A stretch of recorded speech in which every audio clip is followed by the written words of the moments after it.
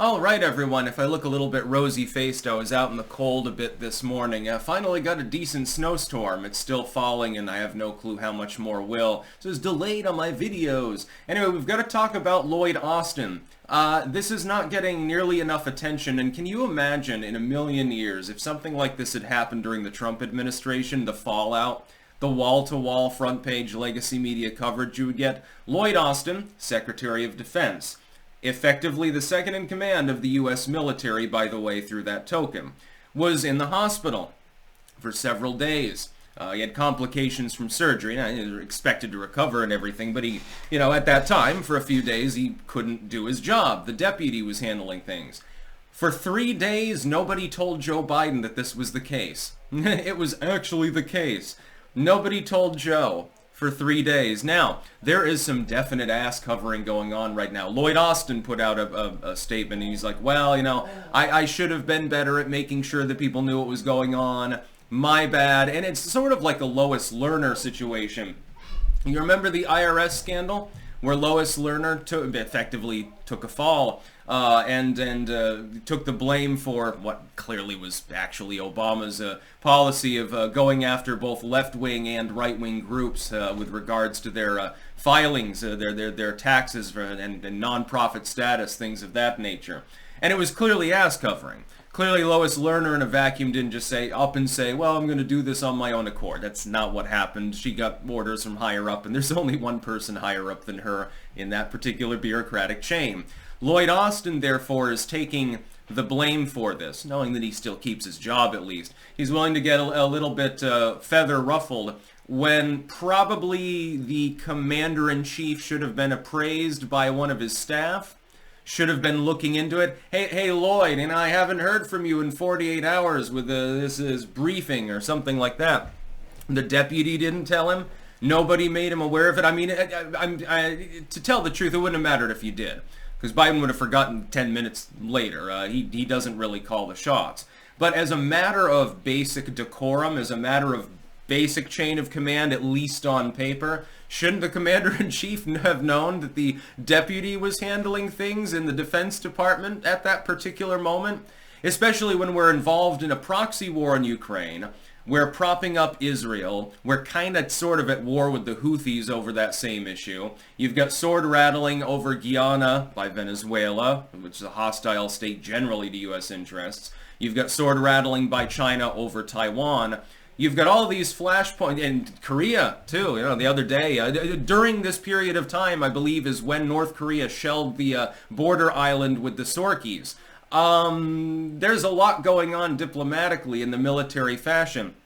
And head of the Defense Department was out of business for a few days. Nobody decided that Joe Biden even needed to know. Biden, meanwhile, he doesn't issue a statement or anything. Oh, come on, man, Lloyd Austin ought to have told me. He ought to have told me since, again, he is effectively subjugate only to me on military matters. He probably should have made me aware of the fact that he wasn't handling the Defense Department's business at the time because he was recovering in the hospital. Again, imagine this happening to an administration that didn't have the legacy media wagon circling and ass covering on a 24/7 basis. They would get absolutely hammered. I can't think of anything actually comparable happening in recent memory. Normally, there's an attempt to make the commander-in-chief aware generally of what's going on, especially for the military, for defense matters, because technically he's the commander-in-chief. I guess the only comparable instance would be the key envoy to Syria lying to Trump about how many troops were there and not giving him proper updates. But in that case, it was sabotage. In this case, it was just the chain of order broke down entirely. A microcosm of how Biden's presidency has generally worked. I am under no illusion that it would have made a fundamental difference had Biden known or not known, because he doesn't make his own decisions. Again, my metaphor is that he can't even feed himself. Jill has to make sure he eats his bran muffin and his prune smoothie to have his mid-afternoon bowel movement before his nap time. But again, as a matter of basic premise and principle, the commander-in-chief is supposed to be told about these things. It doesn't matter if he's going to forget it 10, 15 minutes later. It should shock people.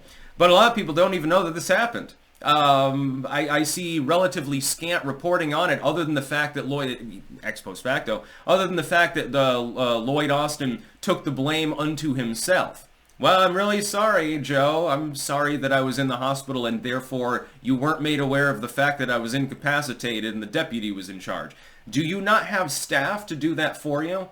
Okay, Lloyd Austin, you're sick in the hospital and so you don't feel like making a phone call. Don't you have some employee capable of doing that?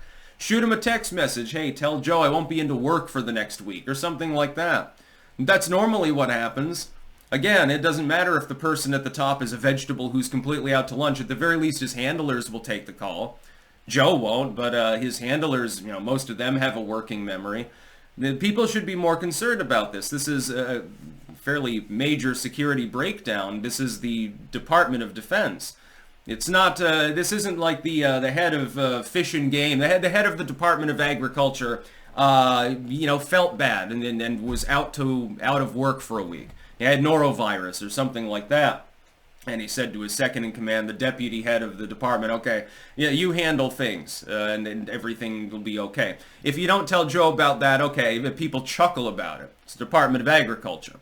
Most bureaus being useless anyway. This is the Department of Defense. This is a military matter, national security, etc. I would think that somebody probably should have done something. But it looks like because they're so dysfunctional, there was never an attempt to establish any line of communication. It's not even about the rather severe military potential ramifications of the situation. It's not like the Department of Defense stops functioning because the head is in the hospital. And I'm sure that the deputy is, actually I'm not sure that the deputy be competent depending on whether Biden or Donald Trump appointed him, but or her, I'm not sure. Anyway.